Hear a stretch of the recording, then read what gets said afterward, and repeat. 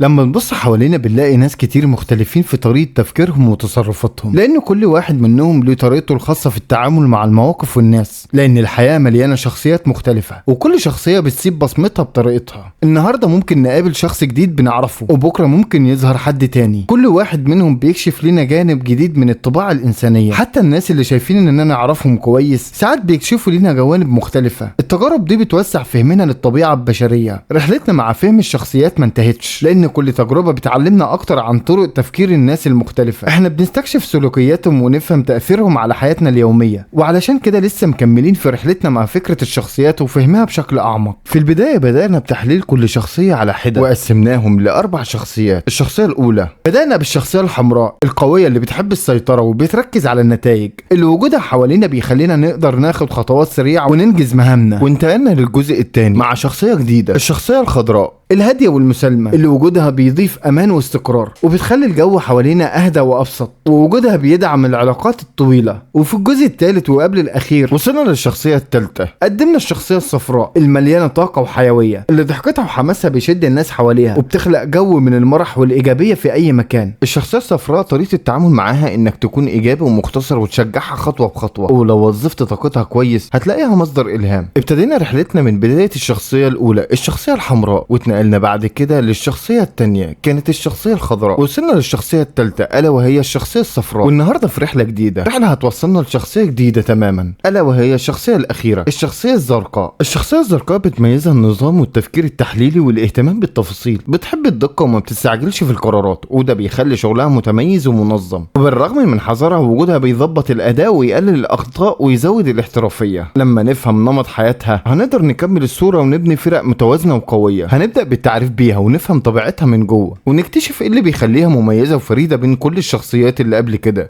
مش بس هنركز على التعريف، كمان هنعرف المميزات اللي بتميزها عن غيرها والعيوب اللي محتاجين ننتبه ليها، وكمان هنعرف طريقة التعامل معاها بشكل صح، ازاي نفهم ردود افعالها ونتعامل معاها بذكاء من غير ما نخسر علاقاتنا. ودلوقتي هنبدأ بالتعريف بالشخصية، هنقدم لمحة عن اسلوب تفكيرها وطبيعة تصرفاتها، وهنعرف مع بعض طبيعة حضورها. الشخصية الزرقاء دايما بيدور على الدقة وما بيرضاش بحاجة معمولة بنص تركيز، بتسعى للكمال في كل حاجة بتعملها، مش بتكتفي بالحاجات النص نص، بتلاحظ التفاصيل الصغيرة اللي غيرها ممكن يتجاهلها، وده بيخلي كل حاجة حواليه دقيقة ومنظمة. بيحب النظام والترتيب في كل تفاصيل حياته، لأن الشخص ده بيحس بالراحة لما كل حاجة بتكون منظمة ومرتبة. بيخطط لكل حاجة في يومه وبيحب يعرف كل خطوة. النظام بالنسبة ليه مش رفاهية، ده أسلوب حياة. شخصية محتاجة تفكر قبل ما تدي أو توافق على أي حاجة، ما بيحبش ياخد قرارات بسرعة أو تحت ضغط، بيفكر في كل الاحتمالات قبل ما يوافق على أي حاجة. بيفضل يوزن الأمور كويس قبل ما يتحرك، لأن الناس حواليه ممكن يحسوا إنه بطيء أحيانا. الوقت ده بيخليه يتأكد إن القرار اللي هياخده صح ومناسب. بيفكر بعقله قبل قلبه وما بياخدش قرارات سريعة. شخصية عقلانية جدا وبتخلي القلب دايما فوق العاطفة، مش بيتصرف بناء على شعور اللحظي، بيحلل كل حاجة، وده بيخليه يتجنب الأخطاء العاطفية. وزي ما تعرفنا على طبع الشخصية وأسلوبها، دلوقتي هنتكلم عن مميزاتها اللي نقدر نستفيد منها بشكل سهل التواصل معاها. عنده صبر طويل وبيفضل يحل المشاكل بهدوء، مش بتتسرع في حل المشاكل أو القرارات، بتحل كل حاجة بهدوء وتفكير منطقي، وده بيخلي الناس اللي حواليها بيحسوا بالأمان. حتى أصعب المواقف بتعدي بسهولة لما بتكون موجودة. بتقدر تعتمد عليها وتثق في شغلها، ممكن تعتمد عليها في أي موقف أو مهمة. الشخصية دي ملتزمة وشغوفة بإنجاز المهام بشكل صحيح، لأن الثقة فيها عالية، لأنه دايما بيخلص عمله على أكمل وجه. وجوده بيخلي أي مشروع يمشي بشكل منظم وناجح. بيفكر في التفاصيل الصغيرة اللي غيره ممكن يغفل عنها، لأن عندها عين دقيقة لكل التفاصيل، مش بتسيب أي حاجة للصدفة أو الإهمال. بتلاحظ الحاجات الصغيرة اللي ممكن تغير النتيجة، وده بيخلي شغله متقن ومثالي. مخلص في علاقاته وبيقدر الناس اللي حواليه. الشخصية دي تعرف تتعامل مع الناس بحكمة وفهم، بتقدر تقيم علاقاتها بشكل عميق وصحيح، بتحترم اللي حواليها وبتفهم احتياجاتهم، وده بيخلي كل اللي حواليه مرتاحين ومطمئنين ليه. ودلوقتي بعد ما اتعرفنا على الشخصية الزرقاء وقدمنا مميزاتها، هنتكلم عن عيوبها علشان نفهمها كويس ونعرف ازاي نتجنب الأخطاء لما نتعامل معاها. الشخصية الزرقاء ممكن تبالغ في الحذر فبتفوت فرص مهمة. الشخصية دي بتحب الحذر جدا وتفكر كويس قبل أي خطوة. بيفضل يوزن كل الاحتمالات قبل ما يتصرف. الناس حواليه ممكن يحسوا انه متردد او بطيء احيانا، لكن الحذر ده جزء من اسلوبه علشان يضمن عدم الوقوع في اي خطأ. من ضمن عيوب الشخصية الزرقاء انه ممكن يميل للتشاؤم ساعات، وبيفكر في الأسوأ قبل للافضل،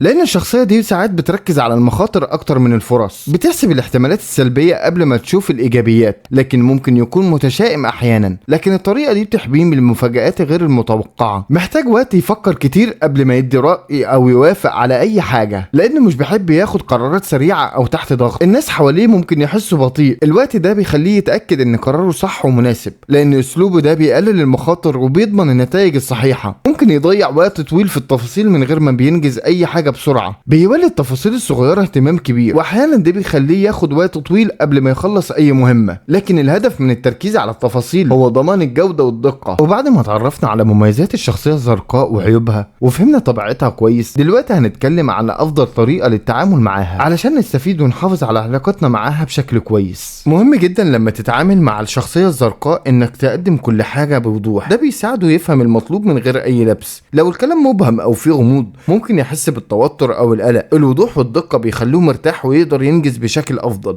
فهمه لكل التفاصيل بشكل واضح هو مفتاح التعامل الناجح معاه. ما تحاولش تضغطه في اتخاذ قرار بسرعه، لان الشخصيه دي محتاجه وقت تفكير علشان تكون قراراته صحيحه. لو حاولت تضغطه ممكن يتوتر او يتراجع. الضغط او الاستعجال ممكن يعيق اي انجاز بشكل كبير. الافضل انك تسمح له بوقت يفكر بالراحه. قدر مجهوده وخلي عندك صبر معاه. الشخصيه الزرقاء بتبذل جهد كبير في التفاصيل، مهم تقدر ده وتظهر ليه الاحترام لوقته وجهده. الصبر مهم جدا لان النتائج عاده بتحتاج وقت. التقدير والصبر بيخلي العلاقه افضل والتعاون اسهل. واخر حاجه في طريقه التعامل معاه، الشخصيه دي دقيقه جدا وبتلاحظ اي غموض او عدم وضوح. خليك شفاف وصادق معاه لانه بيلاحظ اي شيء غير واضح. مهم تكون صريح وواضح في كلامك معاه. لو حاولت تخفي حاجه او تكون مبهم ممكن يفقد الثقه فيك، لان الصدق والشفافيه بيخلوه مرتاح ومستعد للتعاون. وبكده نكون قدمنا الشخصيه الزرقاء. لما بنفهم الشخصيات بنقدر نتعامل معاهم بذكاء، وده كمان بيساعدنا بنتجنب الخلافات او المشاكل اللي ممكن تحصل بسبب سوء الفهم. ببساطه فهم الشخصيات مش بس بيخلي التعامل اسهل، لكنه بيخلينا نعرف نفسنا ونطور من طريقه تفكيرنا وتصرفاتنا.